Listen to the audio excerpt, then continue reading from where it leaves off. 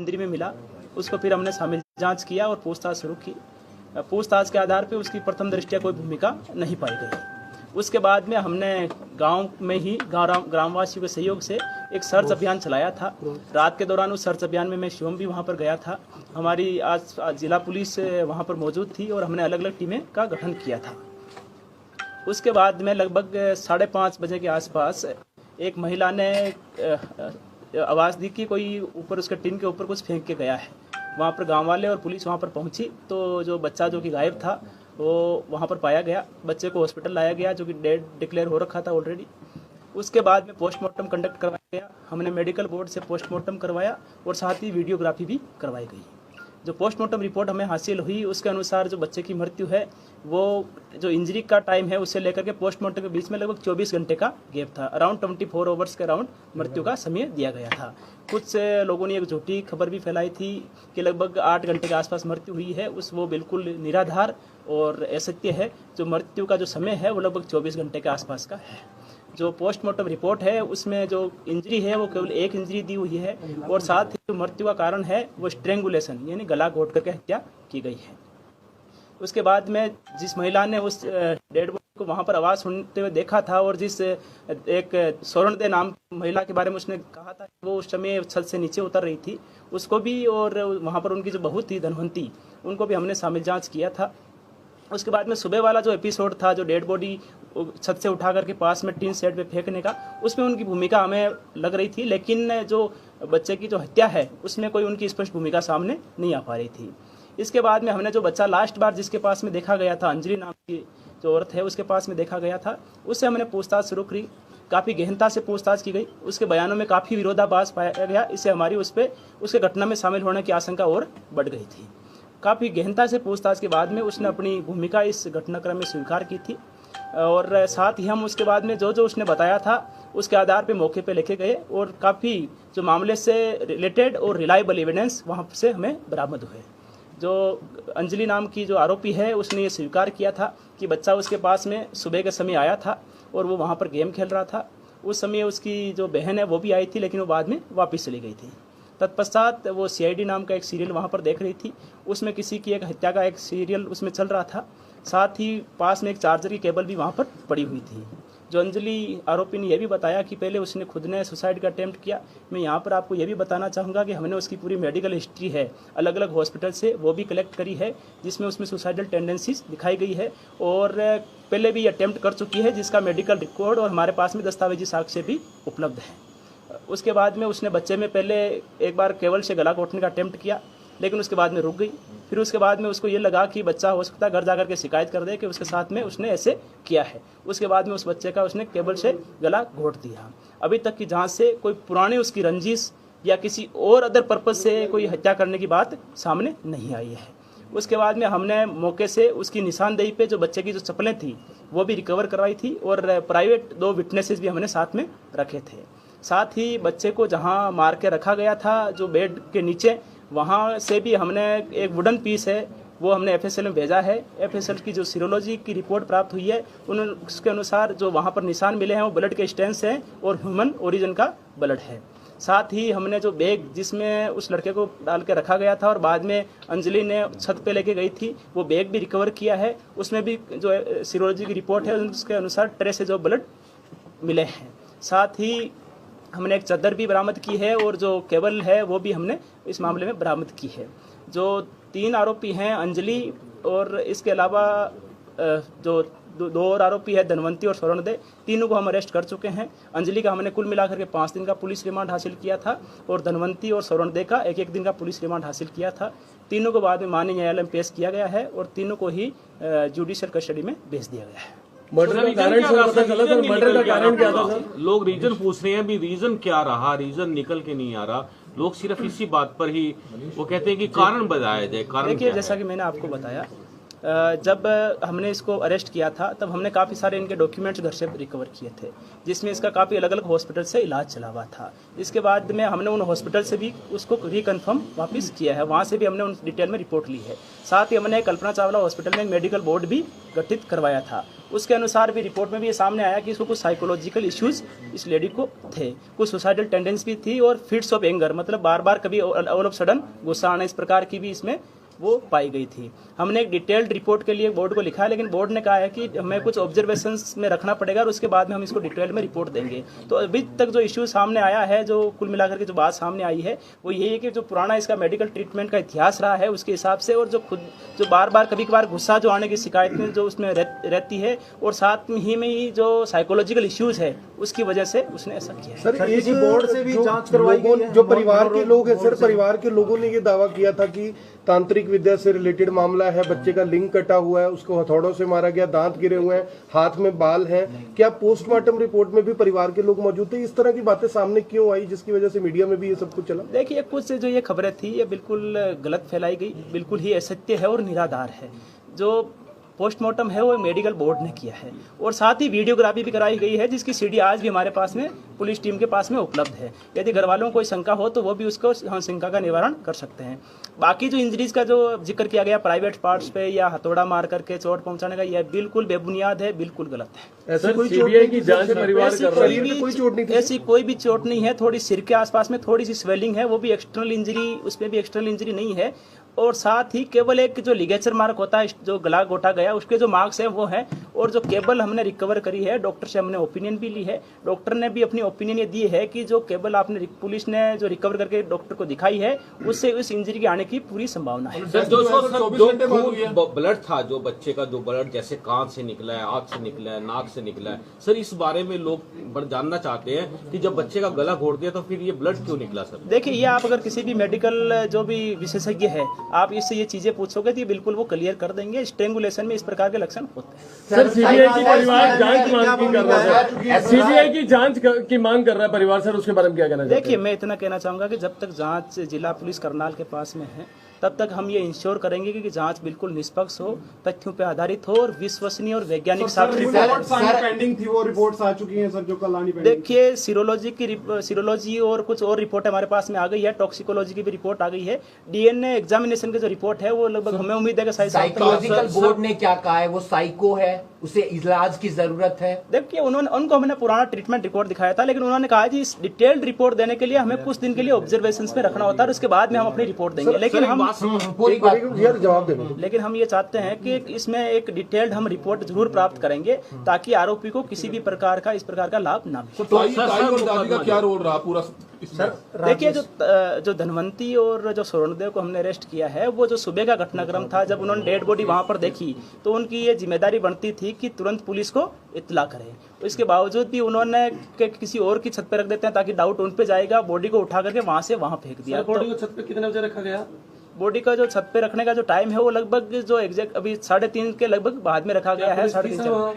देखिए, मैंने जो आज से आपको बताया, पुलिस और ग्रामवासियों के सहयोग से सर्च अभियान चल रहा था। उस समय गांव के लगभग बाहर की फिरनी के आसपास में सर्च अभियान चल रहा था। सर, मुकदमा बड़ी लेट दर्ज हुआ सर। बच्चे की गुमशुदगी का जो मुकदमा था एफआईआर के अंदर 8:50 शाम का दिया गया सर, वो एक्चुअली में दर्ज कब हुआ था? इन्फॉर्मेशन कब आई थी सर? देखिए, इन्फॉर्मेशन जैसा कि मैंने आपको बताया, हमारे पास में 3 बजे के आसपास इन्फॉर्मेशन प्राप्त हुई थी। तभी मैंने एसएचओ को कॉल भी किया था और एसएचओ को संज्ञान में पहले से ही मामला था।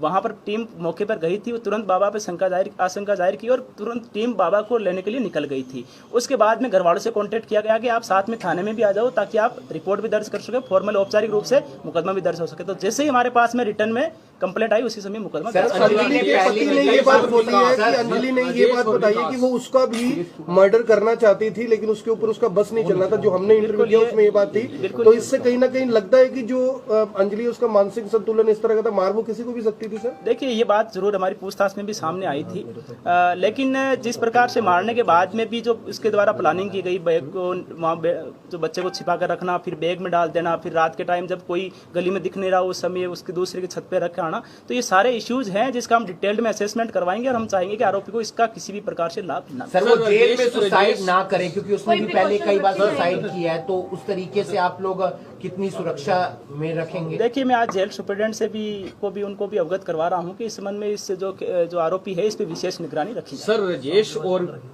जो लवली है सर, इन दोनों का क्या सीन रहा? क्योंकि गांव का और परिवार का दबाव ज्यादा राजेश की फैमिली पे था सर। उनका कहना था 1 घंटे में लुधियाना से कैसे आ सकता है सर। ये सर ये बड़ा वहाँ पर देखिए अफवाह फैली है इस तरह की। देखिए, पुलिस का कार्य है, यदि कोई निर्दोष है तो उसको बचाना, और रियल में किसी की इन्वॉल्वमेंट, थोड़ी सी भी इन्वॉल्वमेंट जो कानून के अनुसार अपराध बनती है, अगर वो बनती है तो उसके खिलाफ कार्रवाई सुनिश्चित करना। जो राजेश का जो इस पे कुछ लोगों ने आशंका जाहिर की है या उसकी भूमिका को संदिग्ध माना है, उसके संबंध में हमने उनका फोन भी रिकवर किया है उसका, और जो उसकी फोन में कुछ कॉल रिकॉर्डिंग्स भी हमें मिली है, तो उसमें ऐसी कोई हमें कुछ संदिग्ध नहीं लगा जिसके आधार पर उसकी भूमिका इस मामले में जाहिर हो। साथ ही हमने लवली, जो कि अंजलि का पति है, अंजलि और राजेश, तीनों के फोन है वो फॉरेंसिक लैब में भेजे हैं, ताकि इनकेस यदि छोटा मोटा घर वालों को डाउट भी हो कि उनको डाटा डिलीट कर दिया तो वो भी हम रिकवर करवा अंजलि के कुछ चैटिंग भी हुई थी। अंजलि को डाउट था कि मेरा नाम आ सकता है बीच में, वो चैटिंग भी बताई जा रही है। जो दोनों से हमने अलग अलग पूछताछ भी करी थी इस मामले में, तो उसने, जो अंजलि है, उसने लवली को पोस्टमार्टम के दौरान ये पूछा था कि क्या पोस्टमार्टम हो गया है, तो उसने कहा कि अभी चल रहा है। तो अंजलि ने पूछा कि हो सकता है उस पर मेरे फिंगरप्रिंट आए, तो उस टाइम लवली ने इस बात पे उतना गौर नहीं किया था।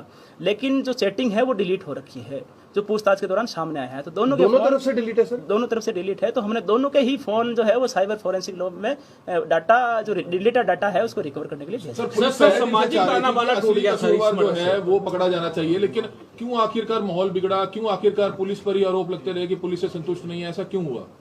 देखिए, ऐसा है, 4 साल के बच्चे की मृत्यु होना बड़ी एक दुखदायी घटना थी, एक दुर्भाग्यपूर्ण घटना थी। जिला पुलिस भी चाहती थी कि इस मामले में जल्दी से जल्दी असली जो आरोपी जो इसमें इन्वॉल्व रहे हैं उन तक पहुंचा जाए। लेकिन क्योंकि साथ में हमारा काम ये भी इंश्योर करना था कि जांच है वो साक्ष्य का आधारित हो और विश्वसनीय हो, तो हम कुछ रिपोर्ट्स का भी वेट कर रहे थे। एफएसएल से हमें बड़ी मदद मिली, एक्चुअल में एफएसएल से हमें कुछ रिपोर्ट्स बड़ी टाइमली भी मिली, जिससे भी हमें इन्वेस्टिगेशन को आगे बढ़ाने में बड़ी मदद मिली। साथ ही हमने जो पोस्टमार्टम जो रिपोर्ट है उसकी भी जो विशेषज्ञ है उनसे भी पोस्टमार्टम रिपोर्ट के बारे में डिटेल से हमने उनसे भी मदद ली। और पहले दिन पे डाउट किया गया, उनका रोल केवल सुबह सुबह के घटनाक्रम में मिला, जो दिन का जो घटनाक्रम था उसमें उनकी पुष्टि नहीं हो पा रही थी। इसके बाद में हमने अंजलि से पूछताछ की और फिर हम एक्चुअल में वास्तविक आरोपी तक पहुंचे। हरियाणा के लोगों को जिनकी नजर थी इस पूरे मामले में, आश्वस्त करना चाहेंगे कि जो जांच हुई है ठीक है, यानी कि जेल में है? देखिए, डेफिनेटली जो भी कोई बात हम कह रहे हैं तो बड़ी जिम्मेदारी के साथ में और सबूतों के आधार पे कह रहे हैं, और जैसे ही डीएनए एग्जामिनेशन रिपोर्ट आएगी तो और हमारी जो बात है वो और पुख्ता हो जाएगी। जितने भी अभी तक पुलिस ने जांच करी है, हमने ये सुनिश्चित करने का प्रयास किया है कि हम एक मामले में प्रभाव नहीं रख सकता, लेकिन हम मेडिकल बोर्ड के समक्ष जो बोर्ड कॉन्स्टिट्यूट करवाया है हमने, उनके समक्ष डिटेल में सारी चीज़ें हम रखेंगे और उसके बाद में एक असेसमेंट रिपोर्ट प्राप्त होगी। और मुझे उम्मीद है कि इस मामले को हम जहां अंजाम तक, जो सभी लोग चाहते हैं कि ये मामला एक अंजाम तक पहुंचे और इसमें जिस का भी जितना भी रोल रहा है उसको सख्त सजा मिले। टॉक्सिकोलॉजी रिपोर्ट प्राप्त हो गई है। टॉक्सिकोलॉजी रिपोर्ट के अनुसार बच्चे को पहले से किसी प्रकार की कोई ड्रग्स या कोई जहरीला पदार्थ नहीं दिया गया। सर, सामाजिक ताना-बाना टूट गया है। अब लोग अपने बच्चों को अपने नजदीकी रिश्तेदारों के पास नहीं छोड़ सकते हैं, विश्वास नहीं कर सकते हैं। सर, ये बहुत बड़ी एक बुराई सामने निकल कर आ गई है, इसके लिए प्रशासन क्या सोच रहा है? देखिए, हमारे समाज का सामाजिक ताना-बाना अभी भी बहुत मजबूत है और काफ़ी जो लोग हैं वो बड़े प्यार से रहते हैं। कुछ ऐसे उदाहरण समाज में कभी कदापि आते रहते हैं और इसी के लिए ही जो जितनी एजेंसी है इनका गठन किया गया है।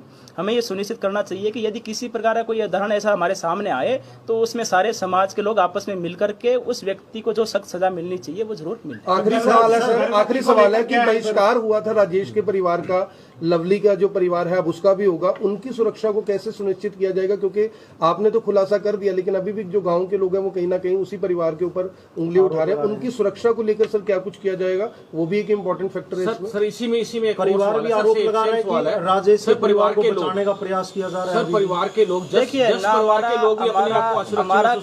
हमारा काम सही जांच सुनिश्चित करना है, ना कि किसी को झूठा बचाना या किसी को झूठा फंसाना। ये हमारा काम बिल्कुल नहीं है। जो जिला पुलिस पुलिस है वो बिल्कुल प्रोफेशनल ढंग से काम कर रही है और ये सुनिश्चित करने का पुलिस ने पूरी तरह से प्रयास किया और किया भी है कि इस मामले में जो एक्चुअल आरोपी है और जिसकी जितनी भूमिका है उसके हिसाब से जो मामला है वो माननीय अदालत तक पहुंचे और माननीय अदालत में हम अपना जो मामला है बिल्कुल अच्छे ढंग से रखें।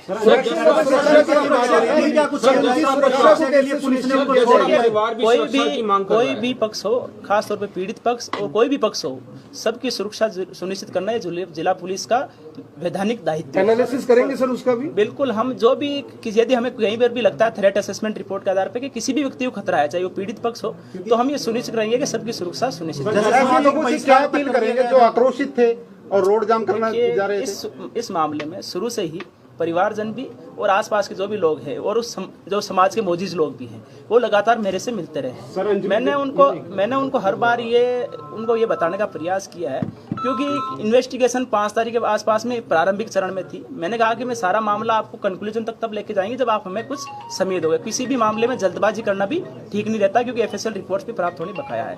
कुछ लोग उसमें से संतुष्ट भी थे, कुछ लोगों के अपने अपने डाउट्स थे। वो मैंने उनको ये भी कहा कि आपके जो भी इस मामले में डाउट्स हैं, जैसे सारी रिपोर्टें प्राप्त होती रहेगी हम आपके एक एक डाउट क्लियर करते रहेंगे। हमारी ये जिम्मेदारी है कि आपके जो भी डाउट्स हो वो हम डाउट्स उनको क्लियर करें, लेकिन हम ये कभी ये भी नहीं करने वाले कि किसी भी बंदे पे यदि कोई छोटा सा भी आपने संदेह प्रकट किया किसी भी वजह से, तो और उसका कोई यदि मामले में रोल नहीं पाया जाए तो उसके खिलाफ कोई कार्रवाई करें। सर, एक सवाल उठ रहा है कि जो राजेश का परिवार था, माँ और पत्नी, उनको इतनी सुबह कैसे पता चला छत पे शव है?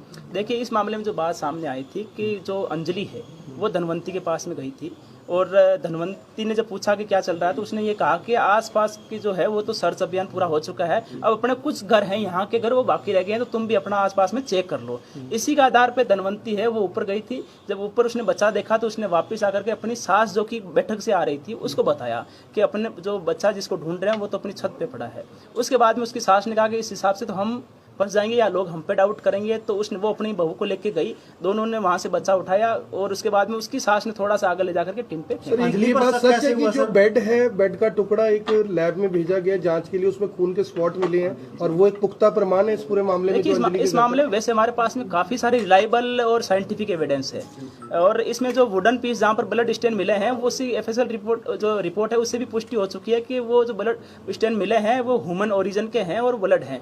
वो DNA एग्जामिनेशन की जो रिपोर्ट है वो भी मैच होकर के अगर शाम तक आ जाएगी तो हमारी चीज जो बात है वो और पुख्ता हो जाएगी। अंजलि पर शक कैसे हुआ? अंजलि पर शक कैसे हुआ जब राजेश के परिवार पर शक था? देखिए, इस संबंध में हमारे पास में जो लास्ट सीन जो बोलते हैं कि अंतिम बार बच्चा या जो भी व्यक्ति है जो विक्टिम है वो किसके साथ में देखा गया, तो हमारे पास में जानकारी सामने आई कि अंतिम बार बच्चा है वो अंजलि के पास में देखा गया था। सर, अंजलि राजेश और के घर ही क्यों गई? क्या उन्हें भनक थी इस बात की कि इनकी पुरानी रंजिश है?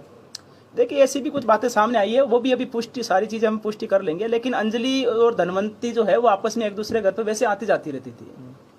तंत्र विद्या का तो कुछ नहीं निकला सर इसमें? देखिए, मामला कोई तंत्र विद्या से या इस प्रकार की कोई जो भी बातें आई थी वो सामने उससे कोई जुड़ा। आखिरी सवाल है सर, CIA 2 ने जांच की, दबाव काफी था, मीडिया का भी प्रेशर था, लोग भी प्रदर्शन कर रहे थे, CIA 2 के लिए कुछ कहना चाहेंगे? मर्डर का काफी एक किस्म से ब्लाइंड। देखिए, इसमें जो ASP इंद्री है, हिमाद्री कौशिक जो IPS हैं, उनके नेतृत्व में एक SIT का हमने गठन किया था जिसमें CIA 2 से इंस्पेक्टर मोहनलाल भी थे और मैंने वेरी फर्स्ट डे से यही मेरी तरफ से निर्देश थे कि इस मामले में ये सुनिश्चित किया जाए कि कोई भी निर्दोष चाहे कितने ही दबाव क्यों ना हो फंसे ना, और यदि जिसका जितना भी इन्वॉल्वमेंट है, जिस सीमा तक इन्वॉल्वमेंट है जो कानून के अनुसार दंडनीय अपराध है, उसके हिसाब से उस पर जरूर कार्रवाई होनी चाहिए। तो हमारी जो SIT टीम है उसने रात दिन ये मेहनत करके निश्चित तौर पे इसमें काफ़ी अच्छी इन्वेस्टिगेशन सुनिश्चित की है और आगे भी ये इंश्योर करेंगे कि जो मामला कोर्ट तक पहुंचे तो एक पुख्ता केस हमारा। कोई आरोपी नहीं है सर जिसकी